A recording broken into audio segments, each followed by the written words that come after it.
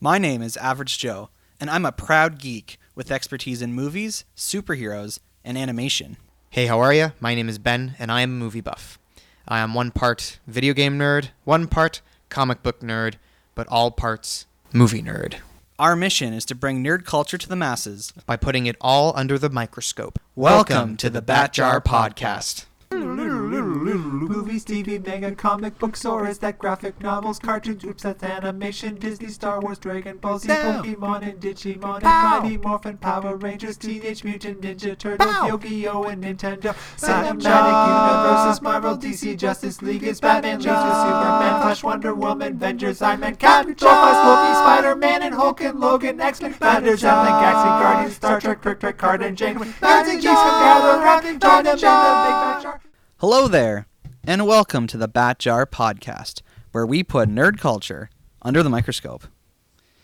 As I foretold at the end of last week's episode, we have a special guest with us who has not been on the show in over a year. Back for the first time, my brother, Danhattan. Hello. Well, Danhattan, welcome back to the show. Fans who are loyal listeners will remember you were on the show over a year ago to talk about Deadpool 2. Do you even remember that? I remember recording with you. I don't remember. I remember we talked about the Christopher Robin movie. Yes, we talked about the trailer for that. The trailer for that came out, and I was horrified. I didn't remember us talking about Deadpool 2, but that's okay. Well, hopefully you'll remember today's conversation. When special guests return to the show, we always ask them to share with our audience what kind of nerdy or geeky things they've been up to. The loyal listeners will know that you've gotten me to play Dungeons & Dragons a couple times. That's so you right. Can't talk about that. I can't? Well, if you really want to, you can, I suppose. I'm not going to stop you. I've been pretty active in my community with Dungeons & Dragons for about a year now. It's been a lot of fun. I also have started my own podcast, although it's not as nerdy. It's about Canadian rugby. But other than that, my wife and I had a baby, so that's been taking up a lot of my nerdy time. Have you started daydreaming about what kind of nerdy or geeky things you're going to introduce your daughter to? Because I have. But I mean your daughter, not. I don't have a daughter. I think the landscape of nerdiness is going to change by the time that, she gets to the age where she'll be consuming nerdy stuff. I mean, already, they're creating more content for women, especially with comic book characters. Captain Marvel and Wonder Woman were both very successful films, and with the new Mulan coming out, starring a very strong woman, it'll be interesting to see when she 5 years from now what will be available to her to enjoy nerdy wise. Dungeons and Dragons and Wizards of the Coast that own Dungeons and Dragons now have done a really good job of creating content for children. So they've created stories that are less gory or scary, but are kid friendly, but they can still enjoy the game of Dungeons and Dragons. So that would be something really cool to introduce to her when she's old enough and can actually do math. But other than that, I don't know. That's one thing that I mean, DC Superhero Girls is already a brand. I'm already eyeing the toys. Get ready. Yeah, I think we still have a few years before we get to that point yet. I mean, she does have a Batman diaper that she frequently uses, so that's I guess. And Batman overalls. She's got little Batman overalls. Excellent. So she's on the path. That's all that matters to Uncle Average Joe here. Yeah, maybe one year you and I will take her to Fan Expo. Today we're talking all about The Lion King, and this is kind of like when we did Beauty and the Beast. We're going to talk about the original 1994 film and then transition to talk about the new film that just was released this past weekend.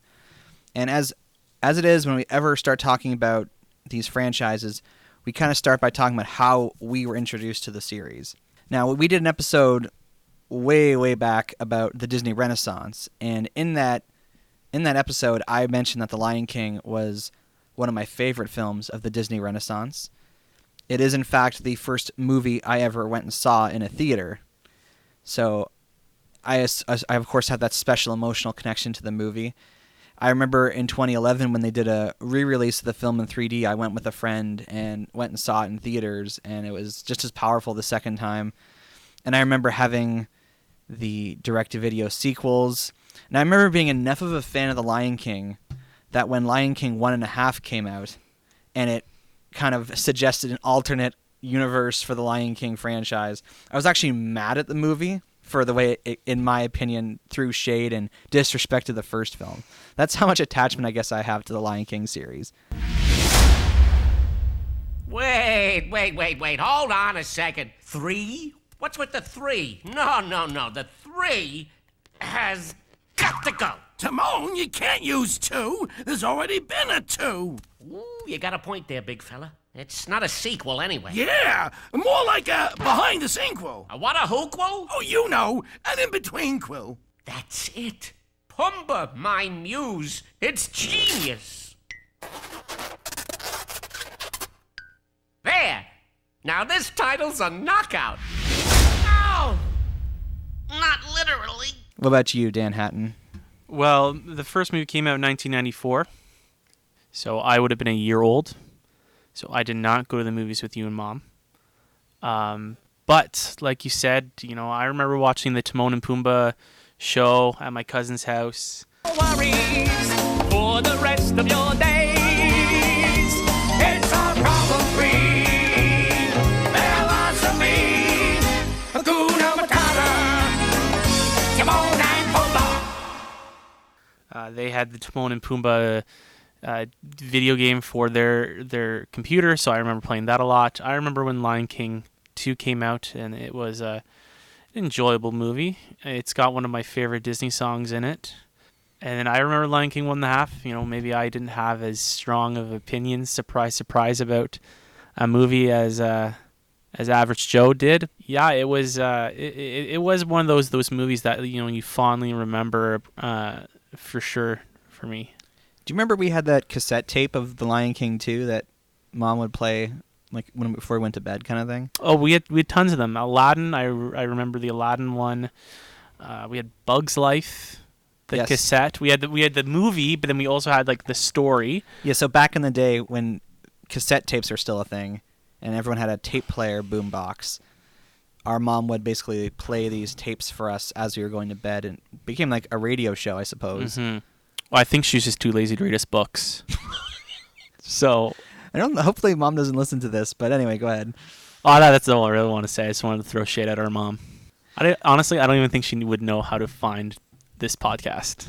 I think it's probably my favorite Disney Renaissance film.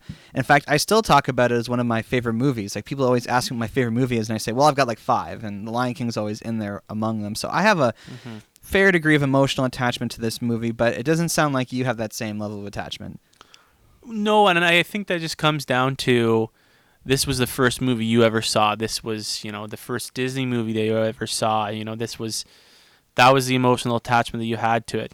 There's movies that I have an emotional attachment to that I remember a little bit more fondly than you probably would. I don't feel the same way, but I do really remember fond memories of watching the movie. So we were so young when that film came out, we probably don't really have a great understanding of like how significant the film was.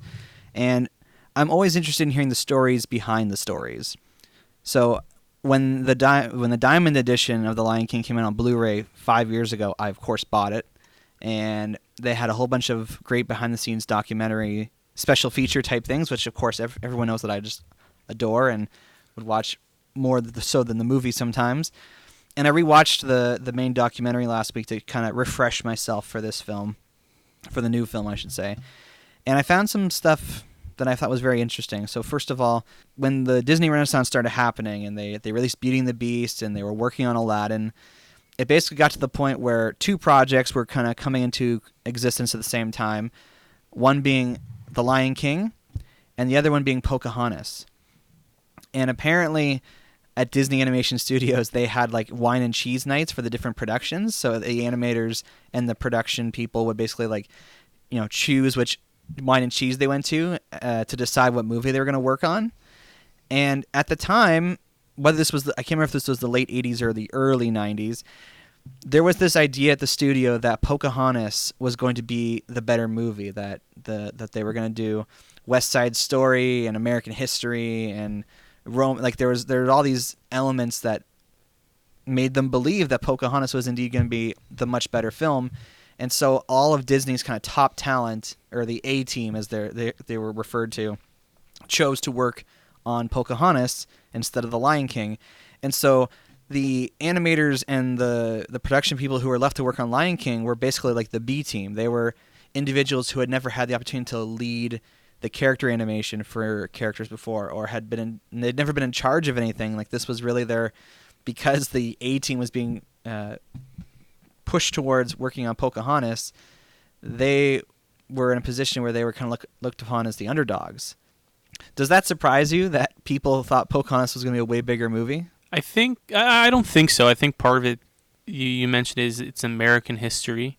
It's something that, to some people in the United States might be more familiar with. I mean, when you think about it, I'm trying to look back and think about all the animated films or just products that were produced for children. There really wasn't a whole lot that was based in Africa.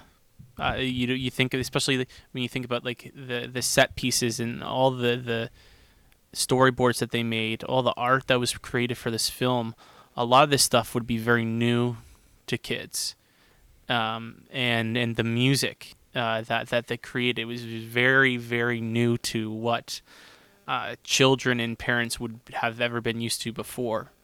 So I think that it probably might have scared some of them away. Some of the animators and the artists saying, I think I'm going to go, to me, it seems like a safer bet, Pocahontas. It's American history. It's the history of our land. I think that might have been the safer choice for those animators. And also, I think it's easier to draw humans than it is to draw animals. Yeah, apparently some of the animators who stayed on The Lion King were just people who liked drawing animals, and that was their motivation for staying. It's like, well, I'd rather work on a movie with animals in it. Yeah, and it really shows the care they put into the animals. But yeah, I think at the end of the day, Pocahontas seemed like the safer choice. And if you've got a production team that's confident that this product is going to do well, then if you're kind of upper echelon of what the talent was already at Disney, they're probably going to want to stick with what might have been more tried and true than take a risk. And with The Lion King, we now have another example of an idea that nobody thought was going to be successful becoming a monster success, which I just find hilarious. And so this is, again, another moral lesson for all the people making creative decisions in Hollywood. Like, take chances, make risks. Those are where, you might find the diamond in the rough, as they say in Aladdin. Yeah, and it's still being done today. Movies like Crazy Rich Asians, which took a risk on a story that not everyone's familiar with. Not everyone's familiar with Crazy Rich Asians. Crazy Rich Asians, yeah. So it's been proven time and time again. Successful movies that really do take a risk can be successful if it's done with passion and with care. And Lion King really hit it out of the park. But to getting back into so apparently the idea for The Lion King as a film started with Jeffrey Katzenberg. Are you familiar with who that is? No. He was a producer at Disney that essentially had a falling out with the company in the mid-'90s and went on to found DreamWorks Animation. So he doesn't have nice things to say about Disney nowadays, but back then he was working for them. And apparently they were flying to London for the press tour of Oliver and Company. You remember that movie? I don't remember ever seeing it, but I remember seeing ads and, Yeah, Billy Joel's a dog in New York, and it's a play on Oliver. Anyway, point is, they were having a conversation on the plane, and they said, we should really do a story about Africa. And that was kind of like the first, I guess, throwing of the gauntlet down of like suggesting a story about Africa. And they started crafting the eventual story that would become. Apparently, it went through many, many different rewrites, and different people kind of came in and out of the production, different directors, different story people. At one point, the story was a war between lions and baboons. Rafiki was a cheetah, was he not? Yeah, Rafiki was a cheetah in that version of the story. So it evolved a lot over the years, but seeing Jeffrey Katzenberg in interviews, I can't help but feel like he says he has a very personal attachment to The Lion King. And so I don't know his story, but I feel like there are elements of his life that are put in the story. Particularly, I don't know if he lost his father at a young age or if he had some kind of falling out with his father, but... Yeah. Well, I wonder maybe if the risks that he took in The Lion King were what began his departure. to a bunch of white men in a board office, the Lion King would have been a huge risk, and maybe he really believed in it, and this is where, he realized that he wanted to start his own studio. So that would be an interesting to see if maybe that was something that happened there. Or if it wasn't. Who Or if knows? it wasn't. I'm just speculating. That's what I do here. So the original story was titled The King of the Jungle, and they actually, once the animation teams had decided who was going to work on Pocahontas and who was going to do Lion King, they actually flew a bunch of the animators for Lion King to Africa, and they spent like 2 weeks traveling around, meeting different animals, and they didn't really meet the animals, so they sketched and took pictures of animals. Yeah. And apparently that's where they learned what Hakuna Matata was, and so they say in the documentary anyway that if it weren't for that trip, they wouldn't have made the movie. So, or that the movie wouldn't have turned out as well as it did. Must be nice. Must be nice having your employers fly off to Africa. And apparently, in January 1994, there was an earthquake in Los Angeles that basically meant that nobody could actually get to the Disney Animation Studio to work on the movie. So literally, everyone was working from home, and things were being assembled in their garages. And it was kind of like one of those moments where it's like, got to work hard to get this thing done. It's time, and they did it because obviously the movie came out when it was supposed to come out. I think this most controversial thing we could probably talk about with the original Lion King is let's just talk about the white lion in the room, not a white elephant or. We're talking, of course, about Pumbaa the white lion, or Leo the lion as it's known in Japan. You might be thinking, Average Joe, why are you bringing Japan into this conversation about the Lion King? You do that very well. Bringing Japan to totally uncommon, random ways into conversation. Yeah, so before I had notified you to look at a video, had you heard of Pumbaa the white lion before? Yes, only because you've mentioned to me about it before. Okay, so if it weren't for me, you would have never heard of Pumbaa the white lion. Probably not. Because the thing is that, spoilers, I watched the video Joe told me to watch. It mentions that there was actually a lot of articles written about the similarities between Pumbaa and the Lion King. However, all those articles were written in 1994, 1995. So again, I was a baby, so I would not have known anything about it. Yeah, I think I remember first hearing about the whole Pumbaa thing when I was on Wikipedia in my era of like, there was when I was in high school, I kind of spent a lot of time on Wikipedia before YouTube was a thing to like, I don't know. Did you never do that? Like look at Wikipedia articles for different things? And only when I wanted to know things. And then like, I kind of understand that because sometimes you'd look up one thing and then it's kind of like YouTube where you YouTube you keep on clicking the video and everything's go further linked. and further down the rabbit hole. Wikipedia does have that effect. So like, okay, I kind of get it. Okay, so here's a name for everybody. Osamu Tezuka. He is considered like the godfather he's like considered the Walt Disney of Japan because he was really one of the first manga artists to make it big and to have his manga storylines adapted into anime. He's famous for creating Astro Boy, which I think most people have heard of before. It was like the first anime series to get an English dub produced for American television. And then beyond that, he also created this series called Leo the Lion, which became the first anime series to be done in color. And what's significant about Leo the Lion and Osamu Tezuka is that this story was written in the 50s, and it was animated in the 60s, and it aired on American television in the late 1960s. So this story has been out for 50 years at this point, and you can't help but notice when you compare images from Pumbaa the White Lion, which is the English version of Leo the Lion. Apparently, Leo is the name of MGM's lion mascot. So they couldn't copyright Leo the Lion in the States. So they went with Pumbaa, which is of course a play on the Swahili word Simba, which means lion. So Pumbaa the White Lion or Leo the Lion or whatever you want to call it. Basically, people say that the Lion King ripped off Pumbaa the White Lion. They say that there's lots of elements, whether they're visual cues or straight up character designs or character appearances, that seem as though they just decide to steal all the ideas. Well, in the video that you got me to look at. It was very interesting that you look at their early storyboards, and Simba is white as a cub, and there is one storyboard where Simba is a white lion. So there is an air to possibly trying to show some respect to Kimba the White Lion. But if you look as the storyboards continue, they revert back to just a normal color palette for lion for Simba. So it seems that perhaps in the earliest stages, when they were just kind of spitballing ideas around, someone did kind of say, hey, maybe we should do a little bit of honoring to Kimba the White Lion. Are there actually white lions in the wild? Yeah, there's essentially, I mean, albinoism is everywhere in the world in terms of animals. There are white lions. There's white alligators. White alligators? Yeah, they're really weird. White mooses. Okay. Like it's albinoism is in every species. So having seen all that research, I shouldn't say that. I don't actually know if every species of animal has. Well, I meant like the Kimba research. Do you feel like it's a total ripoff, or do you feel like it's an homage?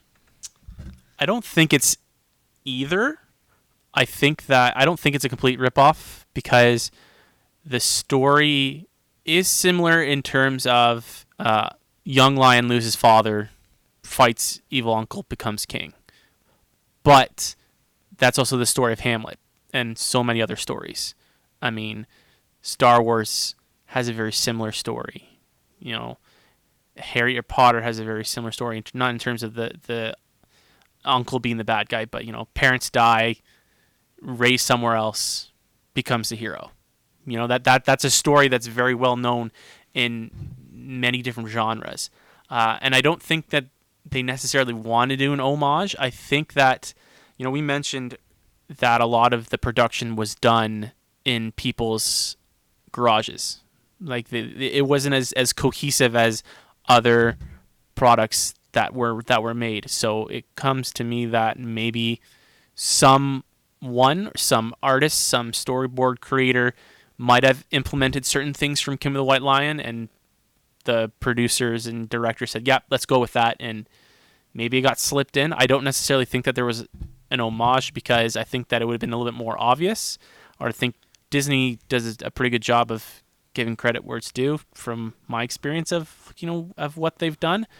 So I don't know if they really ever did it intentionally. And I also don't think it's a complete ripoff either, because again, if you look at the actual story, they're pretty different. Like they're very different. If you want to talk about ripping stories off, you can talk about ripping off Hamlet. That's really where it should get angry, I guess. But I don't necessarily think that they ripped off per se. Yeah, the actual story and most of the characters are very different from Kimba the White Lion, but there are a lot of visual cues or exact moments that are seemingly like pulled off. Like there's the scene at the beginning of The Lion King when Zazu flies by Mufasa on Pride Rock. Like that was done in Kimba the White Lion. There's an evil lion named Claw who seems very much like Scar.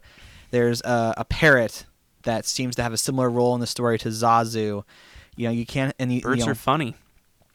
Both Kimba and Simba have conversations with Cloud version of their parents. Yeah, like again, like there are like definitely flavor pieces, I would say, pieces that add that style that, again, I definitely do think that they borrowed some from. But that's where I think more of it's not intentionally homage. I think it's definitely they just kind of took it and didn't really want to give any credit to. But I have a weird spot. I'm at a point where I say I don't think they wanted to give credit, but at the same time, I don't think that they really stole enough to be considered a ripoff. Does that make any sense? Yeah, I mean, truth be told, like we're in the 21st century now. It's to create a story that doesn't have elements from stories that have previously been told. At this point, I would say is very challenging to do. And you look at some of the best stories that are out there. We talk about Star Wars. That is very much taking elements from classic 1930s serials, from Flash Gordon, from Star Trek, from World War II fighter plane movies. Like it's I think it's the way in which it kind of pulls in these different elements and pops them out the other end that makes them unique. I think what at the end of the day, what doesn't help the situation is that Disney denied that they didn't take anything from the movie. And I agree with you. That's the main sticking point, is that to this day Disney puts their hand up and says, we were not inspired, and there was no intentionality behind the comparison. Because if they did, then this story's over. I mean, James Cameron a few times has mentioned that Avatar is very similar to Pocahontas. That he derives some of the story from that tale. That's fine. Like, if you want to do an adaptation of not even a straight adaptation, if you want to do a loose, like, how many times have we had the Spider-Man story redone? In film, at least 3. At least 3 times in the past 20 years. Yeah. And people aren't losing their brains over it. I think we can have 2 films about a young lion loses their dad in 50 years. That being said, I do think that Walt Disney didn't do themselves any favors by not saying, hey, it's similar. We definitely took some inspiration from it, but it's going to be a new telling of it. Yeah, because even talking about Batman, like, in some respects he's very much a Zorro ripoff. But you know what? Like, the original creators of Batman are very upfront with, like, yeah, we were inspired by Zorro. Like, they don't hide the fact that other character, and to my knowledge, the people who own the rights to Zorro have never tried defaming or suing DC Comics for having Batman as a character. No. So, I mean, a lot of people have accused George R.R. Martin, writer of Game of Thrones, from just straight up stealing from history in the War of the Roses. You know, it happens. You adapt stories to create a new medium. Doubling down on I didn't do anything, I didn't do it, isn't always the best case to make yourself look innocent. I think that really just what it comes down to is you can say whatever you want, Disney. Even if it even was just like the artists going, yeah, like we really liked what we saw from Pumbaa, the White Lion, and we wanted to incorporate some of it into the film. You don't have to have a press release saying we copied them, we're sorry, but we're still going to produce this movie. It's something as simple as a producer or artist or a director saying that we pulled inspiration from this classic film and we wanted to bring it into our telling of a similar story. That's all that needed to happen. Yeah, and they are, like, the producers of The Lion King are very upfront about their inspirations. Like, they talk about the 2 main stories that served as inspiration were the story of Moses from the Bible and Hamlet. Now, admittedly, the Moses part I didn't really catch until recently when I saw the documentary again. I was like, oh yeah, that's totally the story of Moses as an adult, going into exile and then coming back to save his people. But and it's funny because I would have my first reaction would have been like, oh, but there's other stories that are like that. But then you remember Moses was kind of like the original story. It's got a little bit more date compared to other ones. Yeah, it's like before modern era. So, but yeah, Hamlet, I think, as a little kid, I hadn't read Hamlet yet, but by the time I did read Hamlet in high school, I was like, this is the Lion King. Your name not Hamlet, it's Simba. Yeah, I know what you're saying. And I think it's a great way of introducing, like, Shakespeare to kids, because it is a streamlined, I hate to use the word simple, but less complex version of the story of Hamlet. Well, and everyone doesn't die at the end. Yes. Like spoiler alert if you haven't read Hamlet or seen anything about Hamlet, but he dies at the end, and that's pretty depressing. And if I'm a kid, I don't want my lead character lion to die at the end. Yeah. So when The Lion King did come out, regardless of what inspiration Pumbaa had to do with it, it became the highest grossing film of its year, of 1994. It became the highest grossing traditionally drawn animated film of all time. And it remained the highest grossing animated film of all time until Frozen came out. So to this day, it remains the highest grossing, like, hand-drawn 2D animated film. And the movie was so successful that it actually led to Disney making a Broadway version of The Lion King, which became, I don't know the exact numbers, but I know it's had over $4 billion of box office sales for the musical. And I think it's actually one of the biggest, most popular musicals ever done on Broadway. Oh yeah, like when I think about Broadway, I think of Cats, Wicked, Lion King.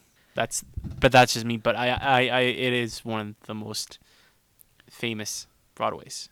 So this movie has the original Lion King has had quite the legacy. Even just recently on the Disney Junior channel, there's a new show called The Lion Guard, and it's set in the universe of Lion King, and it follows Simba and Nala's second child. I can't remember his name now, but he has like a group of other animals, and they go around the Pride Land like learning lessons, and they're called the Lion Guard, and they all have like little tattoos on their behinds, kind of like in My Little Pony. It's pretty cringy for people like myself to watch, but if it's for it's meant for a much younger audience. So the series still continues on to this day. And you kind of alluded to some of the reasons why this film did so well when it came out. It has this very exotic tone with the cinematography and the way that the animals are drawn, and like a lot of animals that were in The Lion King were animals I'd never even heard of before, or animals I'd never seen before. Mm-hmm. And of course the music has this African choir and African instrumentation that kind of is all throughout the film. It has the score itself is done by Hans Zimmer, who's like one of the biggest movie composers of this era. It has songs written by Tim Rice, who's done a lot of kind of Broadway stuff. And then the music for those songs is written by Elton John, which at the time it seemed like a crazy idea, but it ended up working out well because the songs are great. And then they also brought in this African musician named Lebo M to essentially conduct all the parts that were African. Traditionally African. Yeah. So the Lion King music, I think obviously the fact that the Broadway version became so successful is a telling of how great the music is. But those songs, like, I could listen to them any time and be touched. Yeah, this morning when I woke up and we were playing with my daughter, I just threw it on because the music was so good in the new movie and in the old movie, and they do such a great job. They did such a great job with the songs that just made it catchy, and I think that's the thing is they were able to catch so many different emotions in the songs. Be Prepared was very ominous, and especially in the new movie, I loved in the new movie. Songs like Hakuna Matata, I Just Can't Wait to Be King. Those were fun songs that kids could get behind. And Can You Feel the Love Tonight was such a beautiful song. There's all these different emotions that they were able to produce, and then just like the overall score of the movie was able to catch an emotion that you don't see in a lot of other movies. And I think that really, like that's the one thing that I'll always remember about Lion King is that it has just these different scopes of emotion and talks about very, very heavy things. The circle of life isn't something that's easy to talk about with kids. Life and death is very, very difficult, and to this day people still struggle talking to children about it. But The Lion King did it in such a effective way where they were able to show and talk about something that's tough to talk about, but make it approachable to children.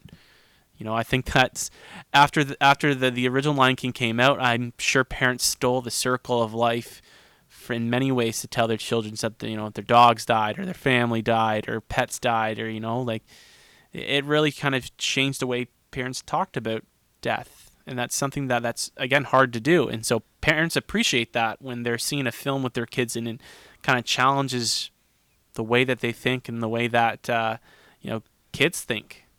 Because I think that's important to kind of challenge children about what they're watching and what they're thinking about, and not just to leave a movie saying, that was a lot of fun, but it's like, that was really interesting. That was a fun movie, and I got to learn something. I think more than the songs, the score by Hans Zimmer is like haunting for me at times. And I don't know if it's just my nostalgia, but like some of those tracks are like so powerful, and I don't know. It must be my attachment to it because I know it just objectively sounds good, but it has like a deeper impact for me. And I really adore the coming of age story that's presented here. I'm a sucker for like stories where a character kind of loses their father. Our father's alive and well, and I have a great relationship with him. And I think that's why I'm drawn to stories like this, because I can somehow imagine, like, it helps me connect to that part of myself that says, imagine if this happened to you.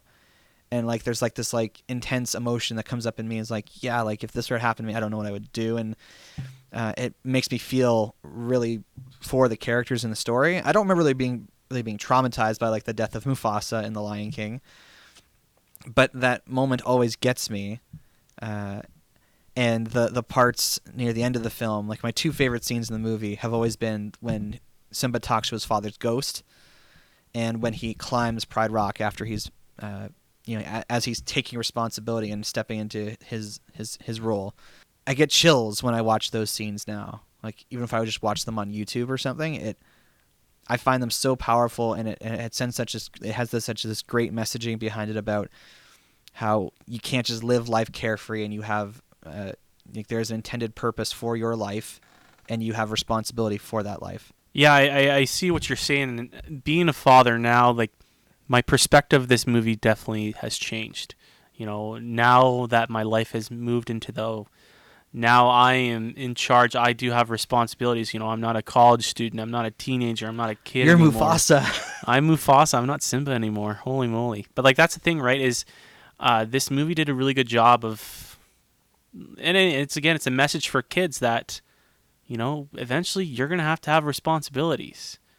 And, everything's not going to be easy going, and, your actions have consequences on other people. I think that's something that, like, showing that the young lion made a mistake and dad had to come fix it and that had a consequence on him is an important lesson for kids to see. And that's something that I always remember is, after that scene where he sits down after the whole elephant graveyard, and Mufasa sits him down and talks about the responsibilities of a king, and how he was scared that he would have lost him because all Simba wanted to do was show that he was brave. That's a very touching scene that it's true, as a father, as a parent, as an uncle, as someone that has a responsibility to do another living thing. Fear is something that's definitely real, and that was something that I really enjoyed. Now, I probably didn't care about it when I was a little kid, but now it's something that really kind of hit to home.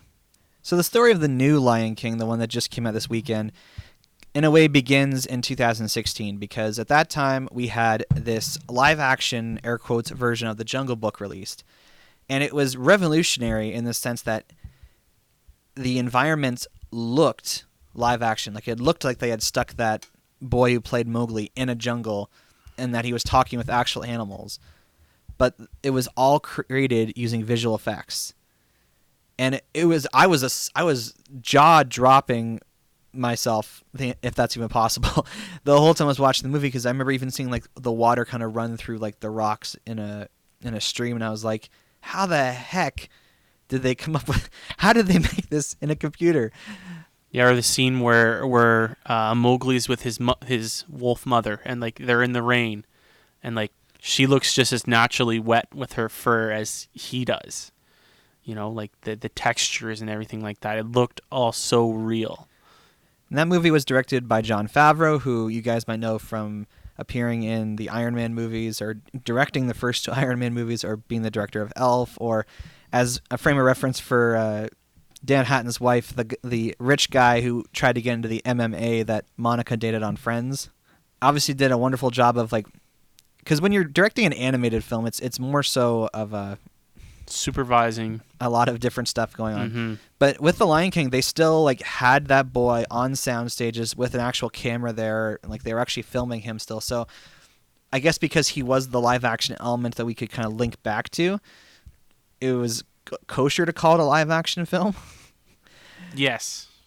And it was shortly after the release of The Jungle Book and it making a lot of money that they announced that Disney was going to do a live action version of The Lion King. And with that, they announced that Jon Favreau was going to come back. And if they had not included that bit about Jon Favreau, I would have been much more skeptical. But because I was convinced that he had done such a good job with The Jungle Book, I was open. But I think I remember even saying on the podcast that at least with The Lion King, or with The Jungle Book, there was at least one human character. I'm like, how the heck are you going to do this in live action? Is it going to be all computer-generated lions? And to me, I just couldn't see how it was going to work out. But because Jon Favreau was involved, I was willing to give it benefit of the doubt. When did you first hear about this movie getting made? Really? I remember seeing a poster for it either being tweeted by Disney or somewhere on Twitter, and then I don't think I really heard much about it until the casting started. And I think I originally saw it because Seth Rogen was cast, and I follow him on Twitter. So I think that's originally where I started seeing more information about it. Yeah, they kind of gradually they put out the cast like almost 2 years before the movie came out to let you know who was going to be in it, and obviously there's big names in it like Beyonce as Nala, and James Earl Jones was coming back to be Mufasa again, and they were going to have Donald Glover be Simba. So there certainly were a lot of big name actors. I love that you put James Earl Jones in front of Donald Glover. Well, to me, I like James Earl Jones more than Donald Glover, but I'm just saying he's a award-winning comedian, actor, and musical. I'm sure producer. James Earl Jones has won awards. Pretty much immediately looking at that cast list, one of the criticisms of the original film is that a lot of the actors are either white or British. So showing this cast was pretty openly saying like we're gonna cast race appropriate, region appropriate for this film, which I thought was obviously like if you're gonna have it to do a different things differently, like, at least improve upon the things that were not as best around the first time around. Yeah, when I think of a lion in Africa, I do not think Matthew Broderick. That is for sure. And I think that, again, representation matters in film. And even when it's just as small as their voice actors, I think that it does have an impact. And, you got to think about the cultural aspect of what Lion King did for the African community, both in Africa and in the United States. It gave an avenue for people to really hear and see things for the first time. Even just for like some of the art and the advertisements that they did for the original Lion King 1994, they used a lot of African art-based styles, and that's something that would have been new for Americans. So this movie had a lot of cultural significance for African Americans in North America. So it was important that if they were going to do this movie again, to have representation of the African American community. I mean, I feel like that was pretty much expected because even when they got to doing their Broadway, they cast mostly African actors to play the parts, which just again makes sense if you're playing African characters. Mm-hmm. So the casting got me excited, and I was like, okay, like we're moving along here. And then Disney had their own convention called D23, and at that they released footage from the film, but they didn't release it to the public. So I remember just seeing people on YouTube being like, man, I'm at D23 and I saw The Lion King and it's like literally the exact same. I was like, and so I didn't know how to feel. I was like, please let it be good. That was my main fear, I guess, as the lead up to this movie was coming around. I was like, please let it be good. And sure enough, when the first trailer did get released, it was in following the tradition of the other Disney live actions. It was like basically like an exact copy of the original trailer, which basically just showed you the circle of life. And I was like, holy moly. Holy moly. Do you remember that trailer where they basically did the whole circle of life thing again? Yeah, it was pretty amazing. I liked it. I the lead up to everything, I think that they did a really good job with slowly releasing footage. One of their first trailers that they really did put out had the Timon and Pumbaa kind of walking in the jungle singing the Wimbaway for in the Lion Sleeps Tonight song. So that was always kind of like when you first see them, it's like for some people Timon and Pumbaa are the Lion King. So that was really exciting. I was really excited to see how they were gonna make them, and that was really cool. They slowly released a couple of like some of the songs. Like I remember when Beyonce's song that they wrote for the film came out, and it was really nice. And then Elton John's new song that he wrote specifically for the film, it came out, and so they did a good job slowly kind of giving tidbits. Yeah, there's only like 2 official trailers, and like none of them go past 2 minutes. Yeah, which is frustrating sometimes when it's like I want to see what this movie's about. And I think both trailers basically just sell you on the fact that they were doing the original film again. Like I was kind of actually mad with the second trailer because they show you like some key visual moments from the original in this. I'm like, but now I know what that moment's gonna look like. It was like I was like, anyway, I don't know. You just get mad about very, very, very small things. Well, it's like, okay, if you're gonna follow the story so closely anyway, the things that are going to be special for me in the theater is like seeing how they choose to represent visuals. But it was only 2 minutes. You're telling me that the small bits in that 2-minute commercial was going to ruin it for I you? didn't say it was going to ruin it for me. I just saying You said that you were worried about it. I guess I was annoyed. I'm like, I would have loved to have seen this version of that moment. Like, I'm specifically thinking of the part where they're walking across the bridge during Hakuna Matata. It's also one thing seeing it on your phone or seeing it on your laptop and then seeing it in the movie theater. All right, you're right. I'll give you points for that for sure. So let's get. Are we keeping score? Is that what's happening? Maybe the people listening are, but I'm not. Good, because I should be winning. Okay, so critic reviews for the movie came out about a week and a half ago. I'm guessing you're not like me and follow Rotten Tomatoes pretty closely. Okay, so you're familiar with Rotten Tomatoes, yes? Yeah, most of them are in my fridge. Yes, I am familiar with them. So, do you want to hazard a guess as to what the percentage score that critics have given this new Lion King? Like a 70? So, currently, with 292 critics, The Lion King 2019 has a score of 55%. Ouch. And this was actually very similar to Aladdin. Aladdin currently is sitting at like 57%. Interesting. I feel very differently about Aladdin. Like, I haven't seen Aladdin yet. It's on my to-do list. But just like the idea of Aladdin, I feel very differently about The Lion King. I think about what made the original Aladdin such an amazing movie was because of Robin Williams. And I think, unfortunately, because of his passing, for them to do it again, which I have no problem if you want to do it, it's your product. But it's hard when you replace it with such a different dynamic of Will Smith. Oh, but it works out so well. I'm sure it does. And I think that's why I want to see it, because I want to see how it goes with Will Smith. But to me, like you talk about, like, I think Aladdin was one of my favorite movies growing up. I even liked the sequel, direct-to-sequel movies. The Return of Jafar. The Return of Jafar, and then The Prince of Thieves was the last one, where King of Thieves, where Aladdin finds his dad. Like, I remember those very, very vividly. Like, you remember The Lion King. So I don't know. But that score doesn't surprise me. I don't think. I think I was just trying to be optimistic, because I'm a little bit more optimistic than you are. So the audience score. So this is where verified audience people who have seen the film. Well, apparently they've changed their system now. So I don't know how they do it, but basically, so a bunch of really angry nerds and Russians can't tip the scale anymore. No, but the point is, as of this moment, there's 9,656 verified audience reviews for The Lion King.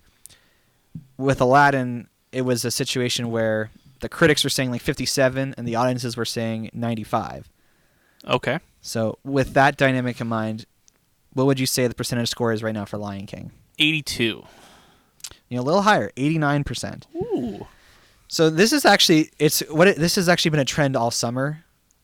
Danhattan, you probably, since you don't follow the movies closely, a lot of the big movies this summer have had very not positive reviews from critics, but then the audiences who go see it seem to really enjoy them. Name some movies for me that had this happen to. Well, it happened with the Aladdin movie, with Godzilla King of Monsters, with Men in Black International. I mean, Dark Phoenix was terrible, but the audience score was still way higher than the critic score. Even Spider-Man Far From Home, it got a 90% from the critics, but it has a 94% from audiences. Interesting. Well, I mean, too, that's the thing, right? Is when a critic is watching a movie, he's watching it to find errors. It's like a video game tester. They're not playing the game to enjoy it. That's why a lot of video game testers stop playing video games, and they only do it for work, because they play a game to break it. And then essentially it's the same idea with these critics. Is they're not finding something to be positive about. They're finding things to be wrong about or not like. And that's the same thing with, I feel like, with this, is audience members aren't going to be looking for cadence, or they're not going to be looking, I mean, you are, but, or they're not going to be looking for, differences in quality of actors and how they perform, and, they're just going to go see a movie and enjoy it. If they like it, they'll score it. I think critics, honestly, they're looking for something new. So whenever they're approaching something that's a retelling, they're like, all right, they're basically saying, don't make me just watch the exact same film again, because if I want to, I could just go watch that film. Yeah, I've seen the argument that that some parents have made, that they want their children to enjoy the films that they enjoyed as a child, but with today's production value. And I think that's a very strong point to make, is, why can't, my child enjoy the movies that I enjoyed, but also possibly better? I mean, it's one thing if they redo a movie and it's horrible.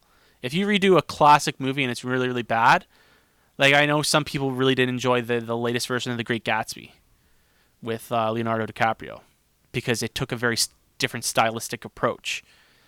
I understand that. I understand why critics wouldn't be happy with that. I think when you're doing a film like this, where it's very almost the exact same, but in terms of style and the way it looks, it's different, I don't have a problem with that.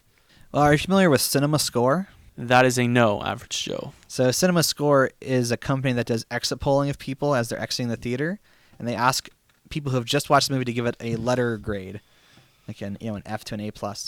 And then they average out those scores, and that's the official Cinema Score a movie gets. So it's not a perfect measurement, but it's a helpful one, because it's like, as opposed to internet-based things, it's an actual, based on people. So the Cinema Score for this new Lion King is a solid A, which is one of the best scores a movie can get. And in terms of box office, like how the movie's doing, when the first trailer came out, it had the highest trailer count, like views count, I should say, outside of Avengers Endgame. So that's becoming the new metric to determine if a movie's gonna be huge or not, is if the trailer, how many people watch the trailer in the first day. Now I want to watch Avengers Endgame again. Well, you're welcome. But the early tracking for this movie was saying, okay, Beauty and the Beast, when it came out 2 years ago, made $175 million. So it should do at least that, if not more, because arguably there's more people who like The Lion King than The Jungle Book, or than Beauty and the Beast. I'm getting my movies confused. So with that being said, knowing that more people watched the trailer and knowing that Beauty and the Beast made $174 million, how much money do you think they're projecting this new Lion King to make? Was that $174 million like overall in total? No, opening weekend. Opening weekend. I guess the weekend's not over yet. I say that they'll go over. I think they'll get close to the $200 million, but not get there yet. Yeah. So as of the time we're recording, the only numbers we have are for Friday, and on Friday alone, it made $78.5 million. So you got to assume. Do that times 3. Times 3, and you've got your money. So this movie will definitely, and just to give you a perspective, in terms of if we're just talking about domestic grosses, after just one weekend, The Lion King will become one of the highest grossing films of the year. Question: what is the day to go see a movie? Like, what days tend to be the most successful in terms of bringing money in? The weekends. No, but Friday, Saturday, Sunday. It's either Friday or Saturday. See, to me, maybe because we went to a lot of Sunday matinees, I always thought Sunday would be a big day. But interesting. Okay. Good question, though. So yeah, it looks like this movie is going to be a huge success, and I don't think anyone's really surprised by that. So we've done all this talking about the new Lion King, and it's time to just actually get into it. So this is going to be up to you, Danhattan. If you were to write the DVD case, or the Blu-ray case, I should say, the plot synopsis for this film, what would you say it is? You must take your place as king. That's very good.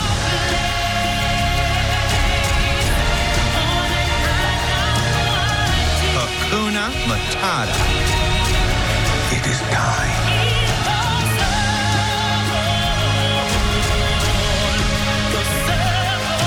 You have to take your place as king. Disney's The Lion King, rated PG, Friday. I would say that this is a retelling of the classic 1994 animated film, remastered in breathtaking CGI.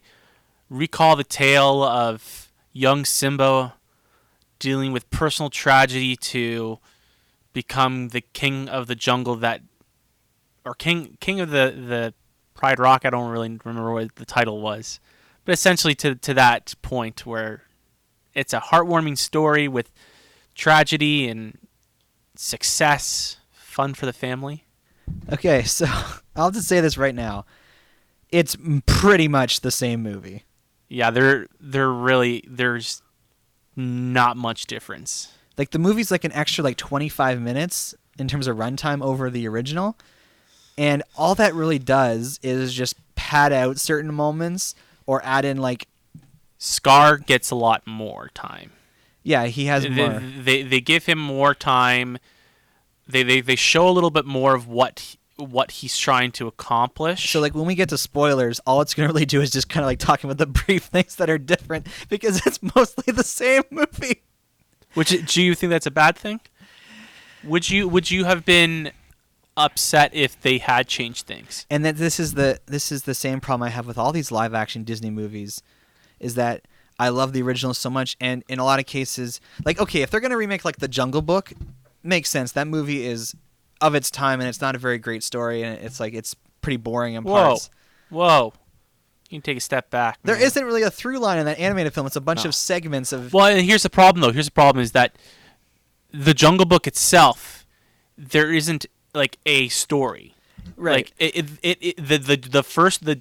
Disney Jungle Book is like 4 different stories that got crushed into one. This isn't a criticism of the original Jungle Book. I'm just talking about that movie. I know. I'm just busting your balls. So like for them to remake Dumbo or Alice in Wonderland, like they're older films, it makes sense to me. It's like, yes, bring it into the modern era. But with the Disney Renaissance movies, so many of them were just so great as they were. It's like if you're going to do it again, you either have to try and find ways to make it even better or it's going to be worse.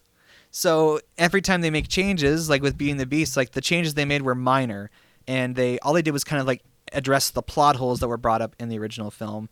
But I think I would still enjoy watching the animated film more than the live action. With Aladdin, it still follows the same story, but there's lots of neat little new elements kind of plopped in there that make it feel different enough, but still being the same. With this, it's pretty much the exact same story, and then they have like basically it feels like they've added in deleted scenes. Yeah, I think that's a fair point. I think when it comes down to it, remembering the 1994 film, there's definitely characters that just didn't get enough. Like there wasn't enough substance from them, and I think that this film did an admirable job of trying to give them a little bit more time. I mean, Scar in the older film was definitely just, oh, I'm bad. I was slighted at some point, and now I want to be king. So it was very like one note. I wanted to be king, and now this kid's around, and now I have a chance to fix that. Yeah, so I feel like in the newer film that they fleshed that out a little bit more. Yeah, so we'll talk about again the specific things that are different when we get to spoilers.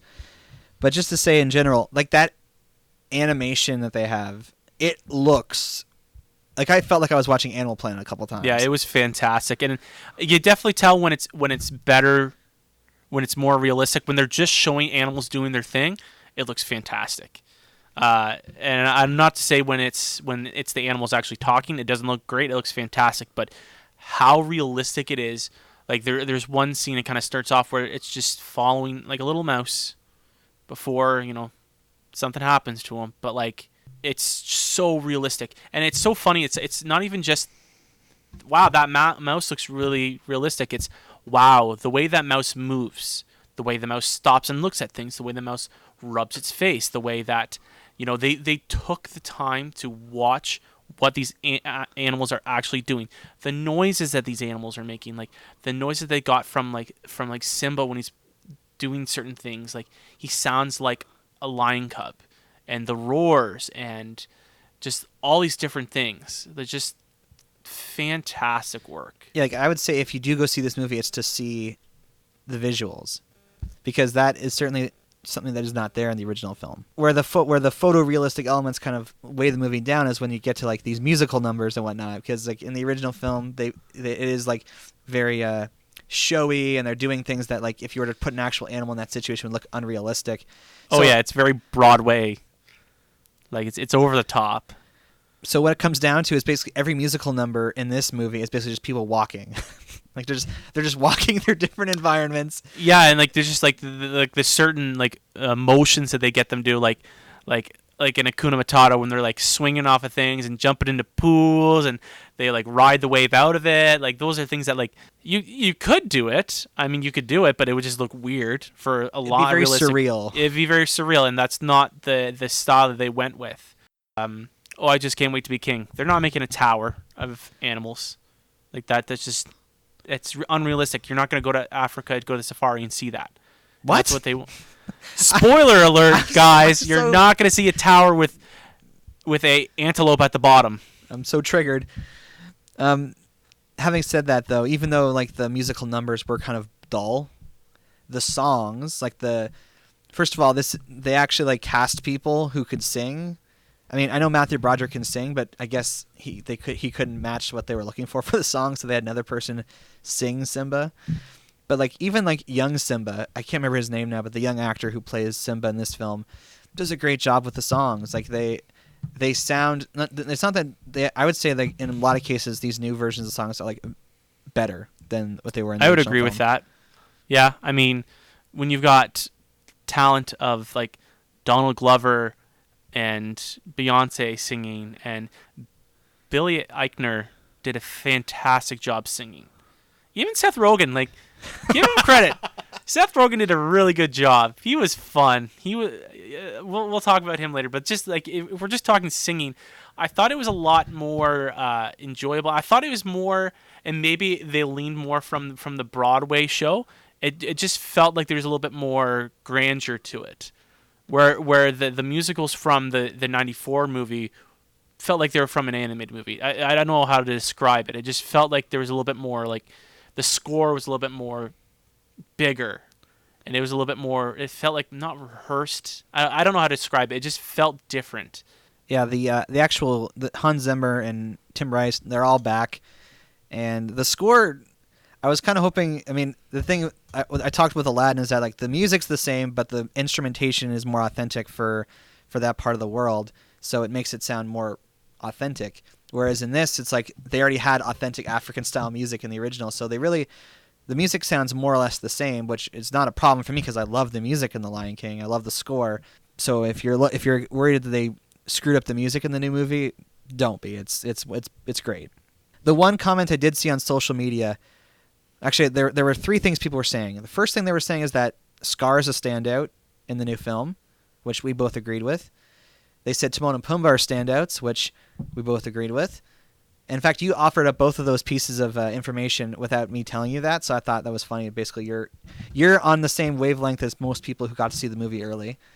And then the third thing that they said that I was really kind of trying to pay attention to is they said, at the end of the day, when you have these animals that are done in this photorealistic style, you can't make them emote. Yeah, we talked about this coming out of the theater. You know, there are big scenes where, you know, it's emotional. You know, you can show an animal be angry. You can show an animal be scared. You can't show an animal being sad other than them tucking their tail. Like a dog, you could do it because dogs really have a good way of showing that they're sad. They tuck their tail and they whine and they back away. But, you know, spoiler alert, Mufasa dies.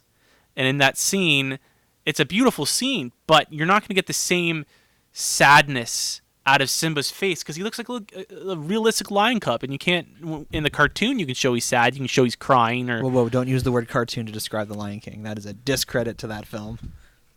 animated lion. Thank you.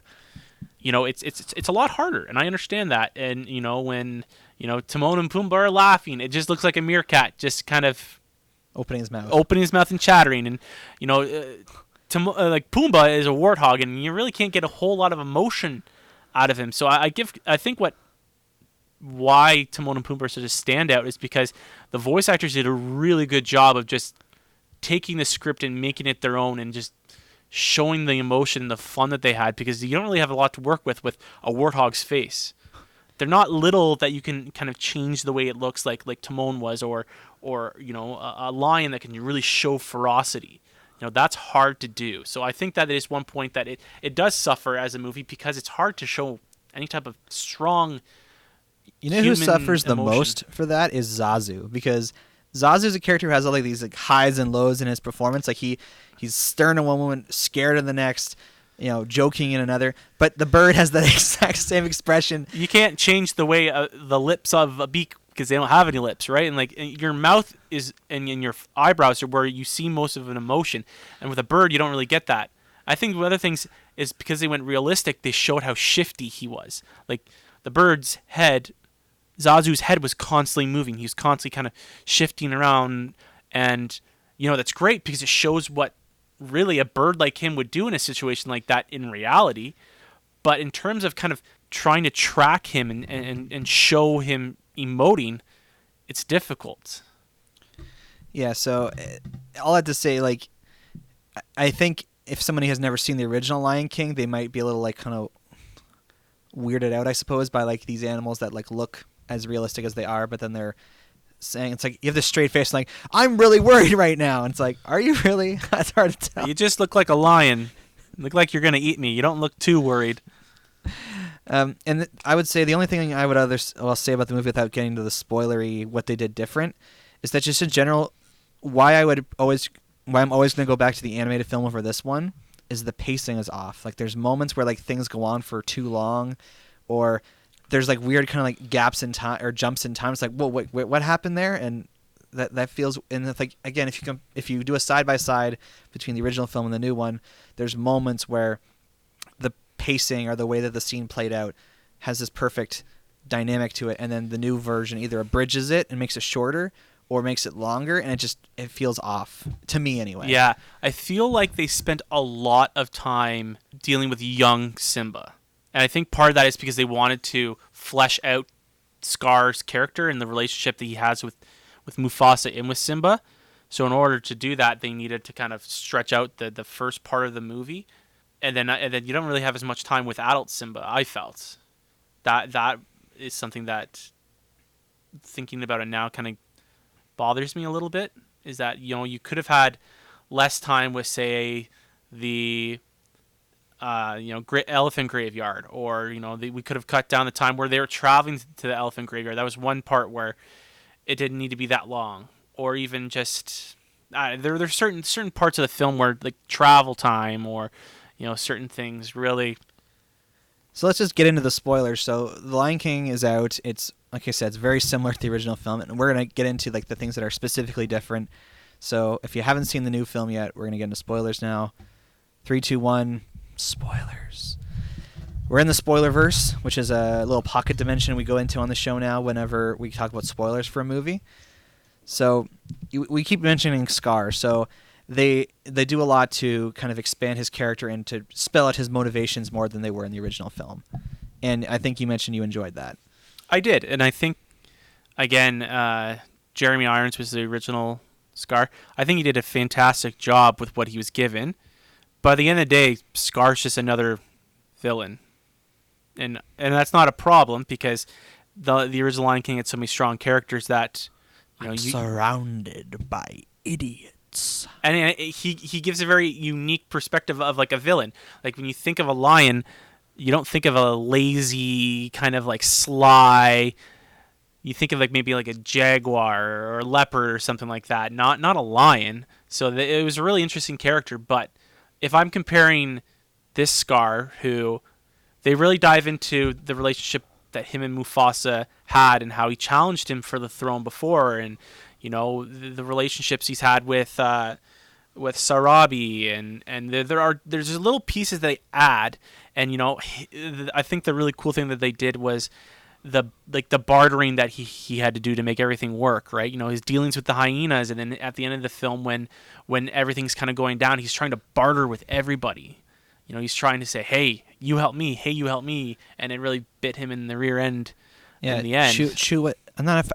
This man has a hard name for me to say. Chiwetel Ejiofor, if that's how you say his name. He's the actor who plays Scar this time around. And when the first trailer came out, he's the only character other than Mufasa who has dialogue, and I was like, sounds off. But then when I actually saw the movie, I was like, no, like, he's perfect. Like, be prepared. It's a very different. It's so short. It's so short, which is unfortunate, because it's such a good. It was so strong and dynamic, and again, it takes a different approach than what the original Be Prepared is. The Be Prepared from the original movie is silly. I love it. What are you talking about? But that's the thing, though. It's an animated film. I almost say cartoon, and that's the style that they went with, and it's a very good, but it's silly. Like those hyenas marching, and the poisonous gas flying up, green gas, I'm pretty sure. Like, that's not natural. All right, fair enough. I can see. But what I'm saying is like the approach. It's animalistic. It's the hyenas are chanting. It's very simple. It's intimidating.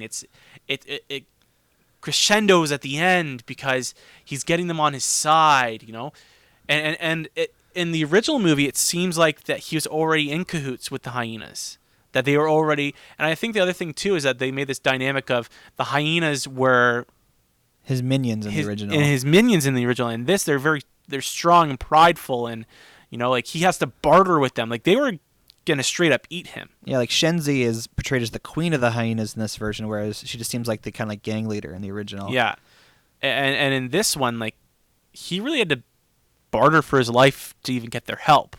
You know, he was pretty confident, which I'm sure Scar is a character that probably would have thought everything out, which is fine.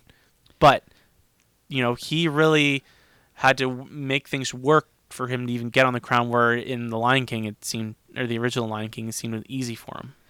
Yeah, I mean, they definitely continue over the Hamlet tradition of the uncle, like, trying to get with his mom. Which was a deleted scene apparently in the original Lion King that they just didn't choose to put in. So, but like even like we watched that deleted scene and it's like it seems sleazy, you know, like Jeremy Irons' Scar is sleazy, where this new Scar is maniacal and he's very intimidating. He is a lion that I would be scared of. I wouldn't be scared of Scar. I think what's interesting is that, you know, in nature, if a Lion King was to die in the new Lion, I think he would just go ahead and impregnate. Like he wouldn't be asking for consent. You know, he would just be like asserting his dominance, and he'd be interested in siring his offspring.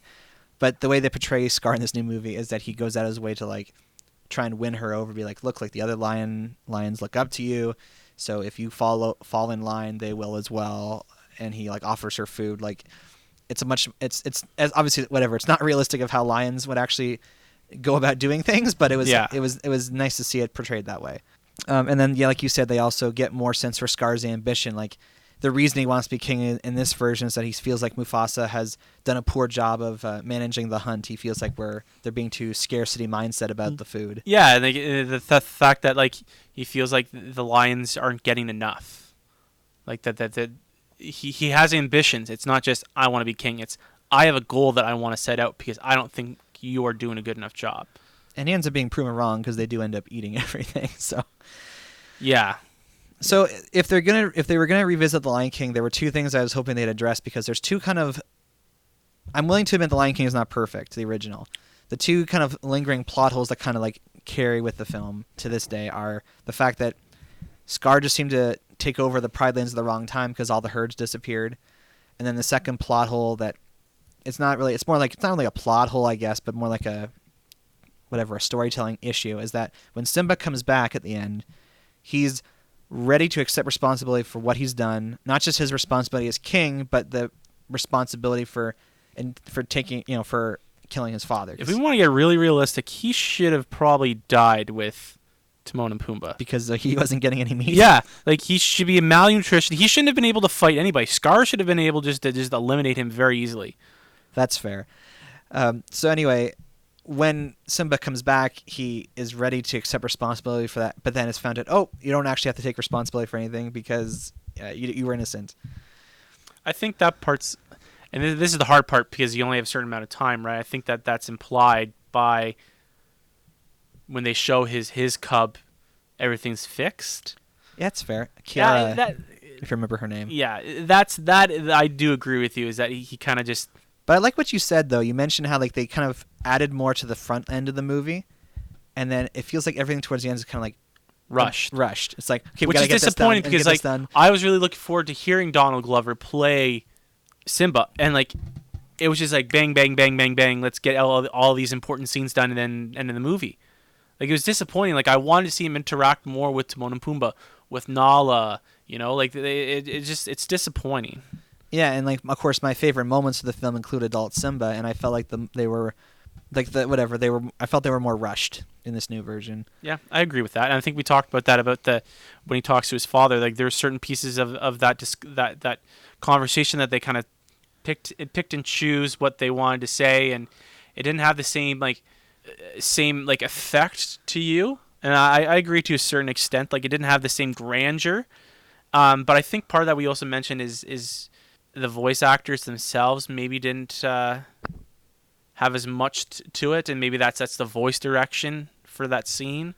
Also, like, Rafiki has way less to do. Like, Rafiki barely spoke at all. Like, he spoke a little bit in Swahili, and then he's in that one scene with Simba where he's chasing him, and then he's at the end where he comes in and kicks butt with his staff. yeah, and so, like, there's a very important scene in the original film where it's Rafiki and older Simba, and he, like, whacks him on the head, and he emphasizes the fact that, like, you can either run from the past or learn from it. And, like, that is, like, the moral of the whole movie. And that scene is nowhere to be seen in this new version. And so for me, like, because I have such an emotional attachment to the original film, I feel like they didn't get the messaging of the story across as well in this new version. Which is why, of course, I now will default to watching the original film again over rewatching this version. I still think that they did a pretty good job of trying to get Simba to kind of refocus on what's important. It is an interesting discussion of what they chose to keep in and keep out. I mean, that's the thing. They essentially made the same movie. Except there's a meatball-sized turd that gets brushed around. Yeah, but that's in it's not as focused in. But again, like, that's the thing with this movie. They're going to show you every little bit of natural detail, because that is, those bugs exist, and they exist in Africa, and it was in the other movie as well. It was just kind of blown past.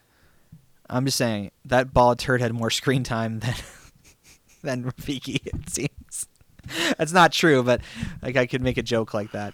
I feel like Zazu's the character who benefited the most from additional screen time, because, like, he's in the movie more, and the things he says are more interesting. Like, Nala has more screen time, and she definitely seems to have a bigger role because it's Beyonce. But even her, like, I feel like she didn't get that much more. Like, she gets the one scene where she escapes, which is pretty cool. Which is where I was expecting her song to come in, like where they have. Yeah, then the scene where, like, her song's not even her. Yeah, it seemed Simba. It seemed weird. It was like a Phil Collins Tarzan kind of song where it's somebody else singing about what's happening. Anyway, all I have to say, let's just talk some actors. So I think Donald Glover's better than Matthew Broderick. Yeah, it's a pretty low bar to have. I mean, it's not any knock to Matthew Broderick, but it's a pretty bland performance. I think what they were trying to do is I saw Ferris Bueller for the first time last week, and I think they were trying to like try to make Ferris Bueller grow up, because essentially the carefree Simba we meet when he's first an adult is like Ferris Bueller. Yeah. But it didn't pan over that well. I think the young Simba is better than Jonathan Taylor Thomas. Yeah, good singer. I think Beyonce makes for a better Nala than, I think her name's Moira Kelly. And that just sort of comes from her having more to do. I think, like I said, listening to Nala talk, it sounded like Beyonce was a lion. Like, I don't think that she had much really to make the character Nala, but beautiful singer, and they did fine with what they wrote for her. I think Alfre Woodard is more memorable as Sarabi than Madge Blake, I think is her name, who played her in the original. Really, really, she was a really cool character. I liked her. I just feel like I still think Nathan Lane's better than Billy Eichner, because he's basically doing a Nathan Lane impression. No, I thought Billy Eichner was so good as Timon. He just had a different, and I think that's the other thing is Timon was like Nathan Lane. Like it was just so good. It was so good. But I loved what Billy brought to Timon. I thought he was a really good Timon. I think you prefer Seth Rogen over Ernie Sabella. We got one Seth Rogen laugh in the movie, which was pretty funny. Yeah, I think because I like the way Timon and Pumbaa are portrayed in the new film better than the original. I wish they could just re-record all the new actors' lines with the original actors for those two, because I preferred those versions. John Oliver versus Rowan Atkinson. Again, John Oliver has more to do. I love John Oliver, and I forgot that Rowan Atkinson was the other voice actor, so it's a toss-up for me. I did really enjoy John Oliver. He was pretty funny. The thing about the woodpecker, that was hilarious. It was so funny. John Canny as Rafiki versus the original, whose name I can't remember.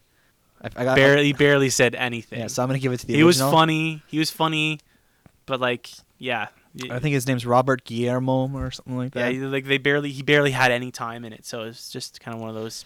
The hyenas, were so funny. I love the hyenas in this. yeah. I mean, was it Cheech or Chong that was Cheech Marin, yeah. Cheech Marin was one of the hyenas, and Whoopi Goldberg was fine, but like again with the who was the head hyena?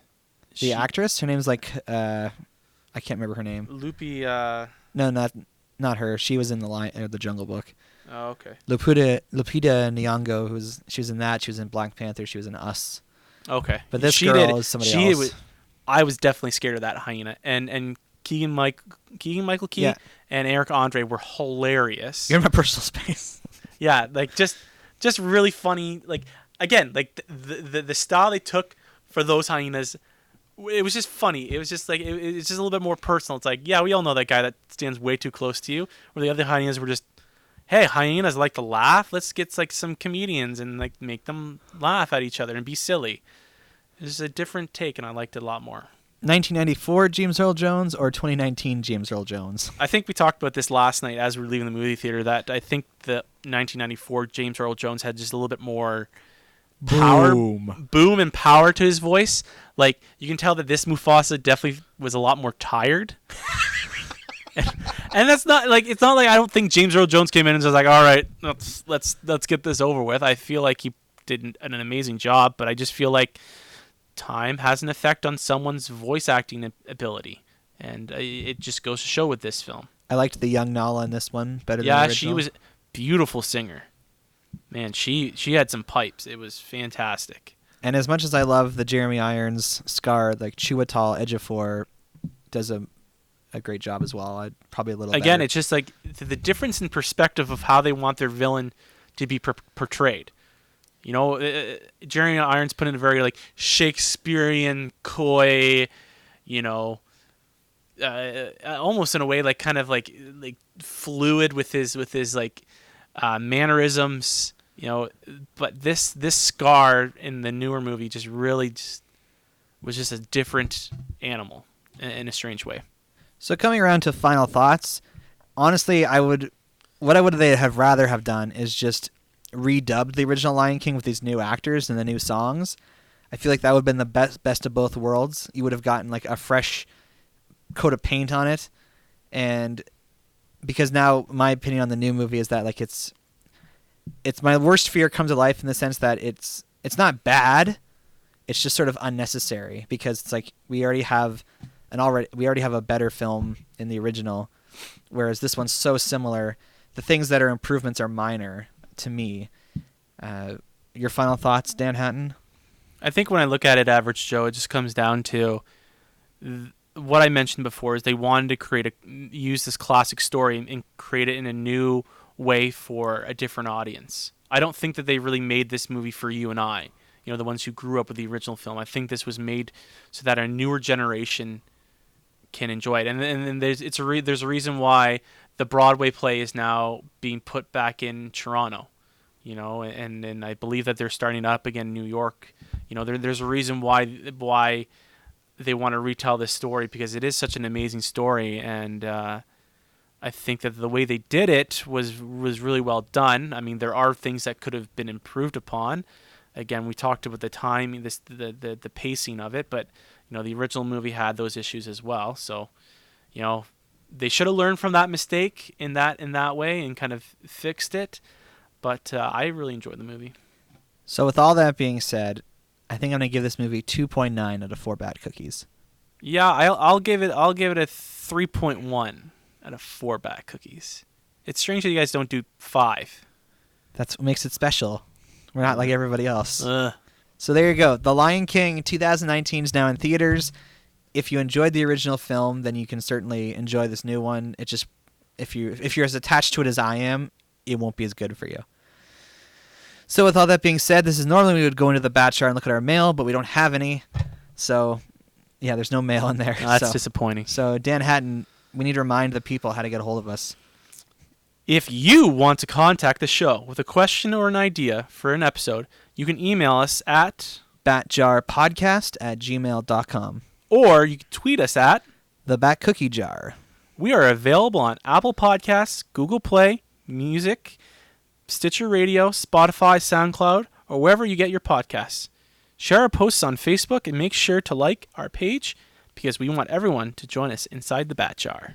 We also have a YouTube channel where you can subscribe and get our episodes in air quotes video format. So ring that bell, join the notification squad, blah, blah, blah. Smash that like button. Yeah, write reviews for us on your platform of choice because that helps us rise the rankings when people are looking for new podcasts to listen to. And, as Danhattan said, we want everyone to join us inside the Bat Jar. So the only way that's going to happen is if you guys write reviews, share our posts, all that stuff. And speaking of the Bat Jar, it's time to go into the Bat Jar and find out what we're going to talk about next week. Boy, if it's something that I really enjoy, I will Skype in. Because I feel like there's some stuff in here that I really want to talk about. All right, what do we have there? Hamilton. No! Never mind. I do not want to do that. Oh, man. Okay, so... Yep, people have emailed us in the past requesting Hamilton, so very, very tangentially connected to nerd culture, but we are faithful to theater nerds, which is their own. They are their own offset culture that I dabbled in theater and I just couldn't stick. So there you go. Well, first of all, Danhattan, thank you for coming back to the show. Thank you very much for having me. It's a pleasure to have you as always. Next time you're in the Bat Jar studio, you're always welcome back, unless we get a ton of fan mail saying don't bring him back. Well, then those people are losers, and they don't deserve to listen to this podcast. Okay, so before we go, why don't you give a little plug for your podcast that you have now? Yeah, if anyone's interested in learning more about rugby in Canada, either professionally, amateurly, or leading up to the 2019 World Cup, which will be in Japan in the fall, follow us at Le Rouge Rugby. We are available where most podcasts are found: Apple, Google, Podstitcher, Podbean.